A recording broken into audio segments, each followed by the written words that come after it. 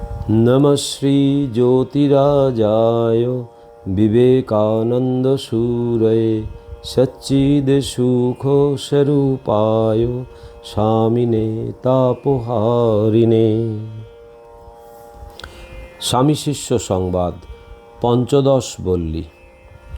স্বামীজি, যখন চিকাগো প্রভৃতি শহরে বক্তৃতা শুরু করলুম, তখন সপ্তাহে 12-14টা, কখনো আরও বেশি লেকচার দিতে হতো। অত্যধিক শারীরিক ও মানসিক শ্রমে মহাক্লান্ত হয়ে পড়লুম। যেন বক্তৃতার বিষয় সব ফুরিয়ে যেতে লাগলো। ভাবতুম, কি করি, কাল আবার কোথা থেকে কি নূতন কথা বলবো। নূতন ভাব আর যেন জুটত না। একদিন বক্তৃতার পরে শুয়ে শুয়ে ভাবছি, তাই তো, এখন কি উপায় করা যায়। ভাবতে ভাবতে একটু তন্দ্রার মতো এলো। সেই অবস্থায় শুনতে পেলুম কে আমার পাশে দাঁড়িয়ে বক্তৃতা করছে।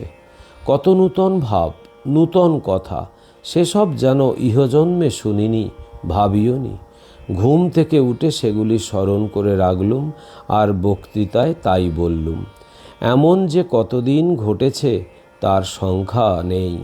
শুয়ে শুয়ে এমন বক্তৃতা কতদিন শুনেছি। এখনও বা এত জোরে জোরে বক্তৃতা হতো যে অন্য ঘরের লোক আওয়াজ পেত ও পরদিন আমায় বলতো, স্বামীজি, কাল অত রাত্রে আপনি কার সঙ্গে এত জোরে কথা করছিলেন। আমি তাদের সে কথা কোনোরূপে কাটিয়ে দিতুম। সে এক অদ্ভুত কাণ্ড। শিষ্য স্বামীজির কথা শুনিয়া নির্বাক হইয়া ভাবিতে ভাবিতে বলিল, মহাশয়, তবে বোধ হয় আপনি সূক্ষ্ম দেহে ওইরূপে বক্তৃতা করিতেন এবং স্থূল দেহে কখনো কখনো তার প্রতিধ্বনি বাহির হইত। শুনিয়া স্বামীজি বলিলেন, তা হবে। অনন্তর আমেরিকার কথা উঠিল। স্বামীজি বলিলেন, সে দেশের পুরুষের চেয়ে মেয়েরা অধিক শিক্ষিতা। বিজ্ঞান দর্শনে তারা সব মহাপণ্ডিত। তাই তারা আমায় অত খাতির করত। পুরুষগুলো দিনরাত খাটছে, বিশ্রামের সময় নেই। মেয়েরা স্কুলে অধ্যয়ন অধ্যাপনা করে মহাবিদুষী হয়ে দাঁড়িয়েছে। আমেরিকায় যেদিকে চাইবি কেবলই মেয়েদের রাজত্ব। শিষ্য, আচ্ছা মহাশয়, গোঁড়া খ্রিস্টিয়ানেরা সেখানে আপনার বিপক্ষ হয় নাই? স্বামীজি, হয়েছিল বই কি। আবার যখন লোকে আমায় খাতির করতে লাগলো, তখন পাদ্রীরা আমার পেছনে খুব লাগলো। আমার নামে কত কুৎসা কাগজে লিখে রটনা করেছিল।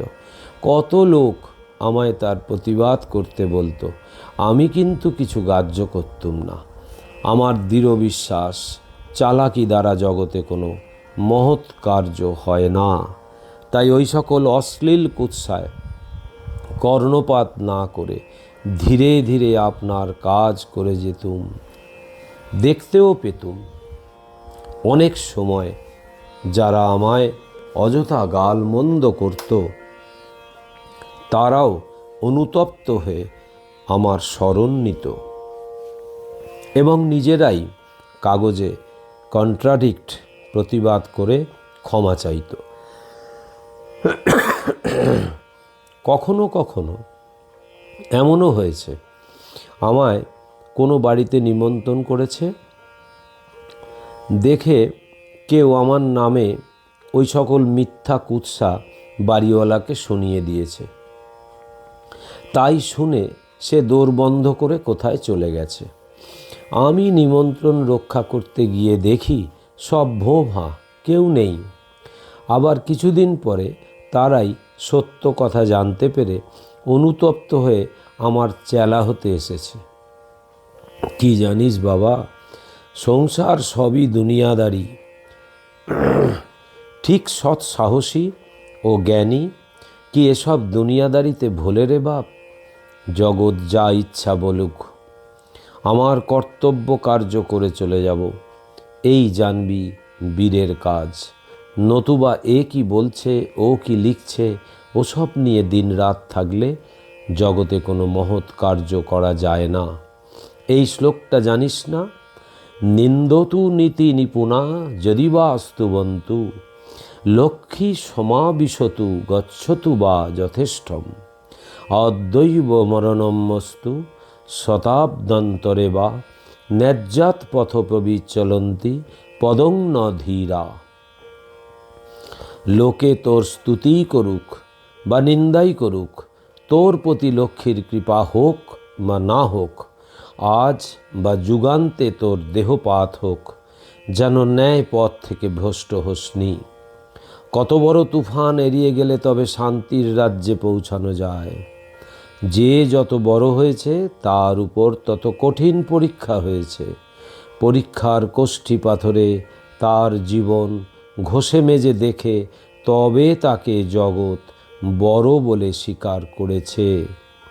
যারা ভীরু কাপুরুষ তারাই সমুদ্রের তরঙ্গ দেখে তীরে নৌকা ডুবায়।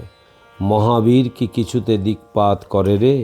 যা হবার হোক গে, আমার ইষ্ট লাভ আগে করবই করব, এই হচ্ছে পুরুষকার। এ পুরুষকার না থাকলে শত দৈবেও তোর জড়ত্ব দূর করতে পারে না। শিষ্য: তবে দৈবে নির্ভরতা কি দুর্বলতার চিহ্ন? স্বামীজি: শাস্ত্র নির্ভরতাকে পঞ্চম পুরুষার্থ বলে নির্দেশ করেছে, কিন্তু আমাদের দেশে লোকে যেভাবে দৈব দৈব করে ওটা মৃত্যুর চিহ্ন। মহাপুরুষতার পরিণাম কিম্ভূত কিমাকার একটা ঈশ্বর কল্পনা করে তার ঘাড়ে নিজের দোষ চাপানোর চেষ্টা মাত্র। ঠাকুরের সেই গোহত্যা পাপের গল্প শুনেছিস তো? সেই গোহত্যা পাপে শেষে বাগানের মালিককেই ভুগে মরতে হলো। আজকাল সকলেই যথা নিযুক্ত অস্মি তথা করমি বলে পাপ পুণ্য দুই ঈশ্বরের ঘাড়ে চাপিয়ে দেয়, নিজে যেন পদ্মপত্রের জল। সর্বদা এভাবে থাকতে পারলে সে তো মুক্ত, কিন্তু ভালোর বেলা আমি আর মন্দের সময়ে তুমি, বলিহারি তাদের দৈবে নির্ভরতায়। পূর্ণ প্রেম বা জ্ঞান না হলে নির্ভরের অবস্থা হতেই পারে না। যার ঠিক ঠিক নির্ভর হয়েছে তার ভালো মন্দ বেদ বুদ্ধি থাকে না। ওই অবস্থার উজ্জ্বল দৃষ্টান্ত আমাদের ভেতর, শ্রীরামকৃষ্ণদেবের শিষ্যদের ভেতর ইদানিং নাগ মহাশয়। বলিতে বলিতে নাগ মহাশয়ের প্রসঙ্গ চলিতে লাগিল। স্বামীজি বলিলেন, অমন অনুরাগী ভক্ত কি আর দুটি দেখা যায়? আহা, তার সঙ্গে আবার কবে দেখা হবে? শিষ্য: তিনি শীঘ্রই কলিকাতায় আপনাকে দর্শন করিতে আসিবেন বলিয়া মা ঠাকুরুন নাগমহাশয়ের পত্নী আমায় চিঠি লিখিয়াছেন। স্বামীজি: ঠাকুর তাকে জনক রাজার সঙ্গে তুলনা করতেন। অমন জিতেন্দ্রীয় পুরুষের দর্শন দূরে থাক, কথা শোনাও যায় না। তার সঙ্গ খুব করবি, তিনি ঠাকুরের একজন অন্তরঙ্গ। শিষ্য: মহাশয়, ওদেশে অনেকে তাহাকে পাগল বলে। আমি কিন্তু প্রথম দিন দেখা হইতেই তাহাকে মহাপুরুষ মনে করিয়াছিলাম। তিনি আমায় বড় ভালোবাসেন ও কৃপা করেন। স্বামীজি: অমন মহাপুরুষের সঙ্গ লাভ করেছিস, তবে আর ভাবনা কিসের? বহু জন্মের তপস্যা থাকলে তবে ও সব মহাপুরুষের সঙ্গ লাভ হয়। নাগ মহাশয় বাড়িতে কিরূপ থাকেন? শিষ্য: মহাশয়, কাজকর্ম তো কিছুই দেখি না, কেবল অতিথি সেবা লইয়াই আছেন। পালবাবুরা যে কয়েকটি টাকা দেন তদ্ভিন্ন গ্রাসাচ্ছাদনের অন্য সম্বল নাই, কিন্তু খরচপত্র একটা বড়লোকের বাড়িতে যেমন হয় তেমনি। নিজের ভোগের জন্য সিকি পয়সাও ব্যয় নাই, অতটা ব্যয় সবই কেবল পরসেবার্থে। সেবা সেবা, ইহাই তাহার জীবনের মহাব্রত বলিয়া মনে হয়। মনে হয় যেন ভূতে ভূতে আত্মদর্শন করিয়া তিনি অভিন্ন জ্ঞানে জগতের সেবা করিতে ব্যস্ত আছেন। সেবার জন্য নিজের শরীরটাকে শরীর বলিয়া জ্ঞান করেন না, যেন বেহুঁশ। বাস্তবিক শরীর জ্ঞান তাহার আছে কি না সে বিষয়ে আমার সন্দেহ হয়। আপনি যে অবস্থাকে সুপার কনসাস জ্ঞানাতীত বলেন, আমার বোধ হয় তিনি সর্বদা সেই অবস্থায় অবস্থান করেন। স্বামীজি: তা না হবে কেন? ঠাকুর তাকে কত ভালোবাসতেন। তোদের বাঙাল দেশে এবার ঠাকুরের ওই একটি সঙ্গী এসেছেন, তার আলোকে পূর্ববঙ্গ আলোকিত হয়ে আছে। ষোড়শ বল্লী। বেলুর ভাড়াটিয়া মঠবাটি, 1898 খ্রিস্টাব্দ, নভেম্বর। স্বামীজি আজ 2-3 দিন হইল কাশ্মীর হইতে প্রত্যাবর্তন করিয়াছেন। শরীর তেমন ভালো নাই। শিষ্য মঠে আসিলেই স্বামী ব্রহ্মানন্দ বলিলেন, কাশ্মীর হতে ফিরে আসা অবধি স্বামীজি কারো সঙ্গে কোনো কথাবার্তা কন না, স্তব্ধ হয়ে বসে থাকেন। তুই স্বামীজির কাছে গল্প স্বল্প করে স্বামীজির মনটা নিচে আনতে চেষ্টা করিস। শিষ্য উপরে স্বামীজির ঘরে যাইয়া দেখিল, স্বামীজি মুক্ত পদ্মাসনে পূর্বাশ্ব হইয়া বসিয়া আছেন, যেন গভীর ধ্যানে মগ্ন। মুখে হাসি নাই, প্রদীপ্ত নয়নে বহির্মুখী দৃষ্টি নাই, যেন ভিতরে কিছু দেখিতেছেন। শিষ্যকে দেখিবা মাত্র বলিলেন, এসেছিস বাবা, বস। এই পর্যন্ত। স্বামীজির বাম নেত্রাভ্যন্তরটা রক্তবর্ণ দেখিয়া শিষ্য জিজ্ঞাসা করিল, আপনার চোখের ভিতরটা লাল হইয়াছে কেন? স্বামীজি, ও কিছু না বলিয়া পুনরায় স্থির হইয়া বসিয়া রহিলেন। অনেকক্ষণ বসিয়াও যখন স্বামীজি কোনো কথা কহিলেন না, তখন শিষ্য অধীর হইয়া স্বামীজির পাদপদ্ম স্পর্শ করিয়া বলিল, অমরনাথে যাহা যাহা প্রত্যক্ষ করিলেন তাহা আমাকে বলিবেন না? পাদস্পর্শে স্বামীজির যেন একটু চমক ভাঙিল, যেন একটু বহির্দৃষ্টি আসিল। বলিলেন, অমরনাথ দর্শনের পর হতে আমার মাথায় 24 ঘণ্টা যেন শিব বসে আছেন, কিছুতেই নামছেন না। শিষ্য শুনিয়া অবাক হইয়া রহিল। স্বামীজি, অমরনাথ ও পরে ক্ষীরভবানীর মন্দিরে খুব তপস্যা করেছিলাম, যা তামাক সেজে নিয়ে আয়। শিষ্য প্রফুল্ল মনে স্বামীজির আজ্ঞা শিরোধার্য করিয়া তামাক সাজিয়া দিল। স্বামীজি আস্তে আস্তে ধূমপান করিতে করিতে বলিতে লাগিলেন, অমরনাথ যাওয়ার কালে পাহাড়ের একটা খাড়া চড়াই ভেঙে উঠছিলুম। সে রাস্তায় যাত্রীরা কেউ যায় না, পাহাড়ি লোকেরাই যাওয়া আসা করে। আমার কেমন রোগ হলো, ওই পথেই যাব তো যাবই। সেই পরিশ্রমে শরীর একটু দমে গেছে। এখানে এমন কনকনে শীত যে গায়ে যেন ছুট ফোটে। শিষ্য, শুনেছি উলঙ্গ হয়ে অমরনাথকে দর্শন করিতে হয়, কথাটা কি সত্য? স্বামীজি, হ্যাঁ, আমিও কৌপিন মাত্র পরে ভস্ম মেখে গুহায় প্রবেশ করেছিলুম। তখন শীত গ্রীষ্ম কিছুই জানিতে পারিনি, কিন্তু মন্দির থেকে বেরিয়ে ঠান্ডায় যেন জড়ো হয়ে গিয়েছিলাম। শিষ্য, পায়রা দেখিয়াছিলেন কি? শুনিয়াছি সেখানে ঠান্ডায় কোনো জীবজন্তুকে বাস করিতে দেখা যায় না, কেবল কোথা হইতে এক ঝাঁক শ্বেত পারাবত মধ্যে মধ্যে আসিয়া থাকে। স্বামীজি, হ্যাঁ, 3-4টা সাদা পায়রা দেখেছিলুম।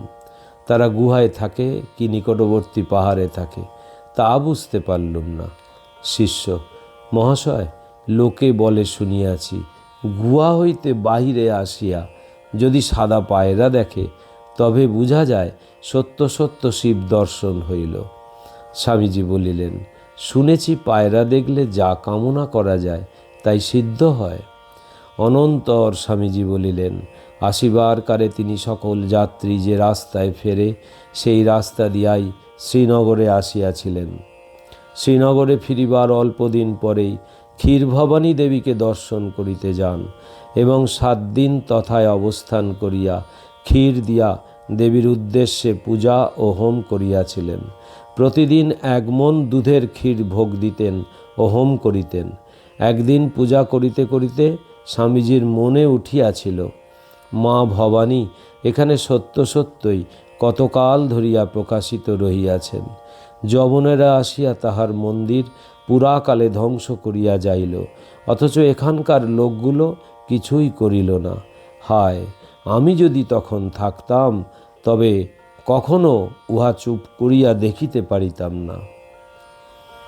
ওই রূপ ভাবিতে ভাবিতে তাহার মন যখন দুঃখে ক্ষোভে নিতান্ত পীড়িত, তখন স্পষ্ট শুনিতে পাইলেন মা বলিতেছেন, আমার ইচ্ছাতেই যবনেরা মন্দির ধ্বংস করিয়াছে। আমার ইচ্ছা আমি জীর্ণ মন্দিরে অবস্থান করিব। ইচ্ছা করিলে আমি কি এখনই এখানে সপ্ততল সোনার মন্দির তুলিতে পারি না? তুই কি করতে পারিস? তোকে আমি রক্ষা করিব, না তুই আমাকে রক্ষা করিবি? স্বামীজি বলিলেন, ওই দৈব বাণী শোনা অবধি আমি আর কোনো সংকল্প রাখি না। মটফট করবার সংকল্প ত্যাগ করেছি। মায়ের যা ইচ্ছা তাই হবে। শিষ্য অবাক হইয়া ভাবিতে লাগিল, ইনি না একদিন বলিয়াছিলেন, যা কিছু দেখিস শুনিস তা তোর ভেতরে অবস্থিত আত্মার প্রতিধ্বনি মাত্র, বাইরে কিছুই নাই। স্পষ্ট বলিয়া ফেলিল, মহাশয়, আপনি তো বলিতেন এই সকল দৈববাণী আমাদের ভেতরের ভাবের বাহ্য প্রতিধ্বনি মাত্র। স্বামীজি গম্ভীর হইয়া বলিলেন, তা ভেতরেরই হোক আর বাইরেরই হোক, তুই যদি নিজের কানে আমার মতো ওইরূপ অশরীরী কথা শুনিস, তাহলে কি মিথ্যা বলতে পারিস? দৈববাণী সত্য সত্যই শোনা যায়, ঠিক যেমন এই আমাদের কথাবার্তা হচ্ছে তেমনি। परतत्ते सदा लीनो रामकृष्ण समज्ञया यो धर्मो स्थापनो रतो वीरे शान्तं नमाम्यहम्। श्रीरामकृष्णार्पणमस्तु।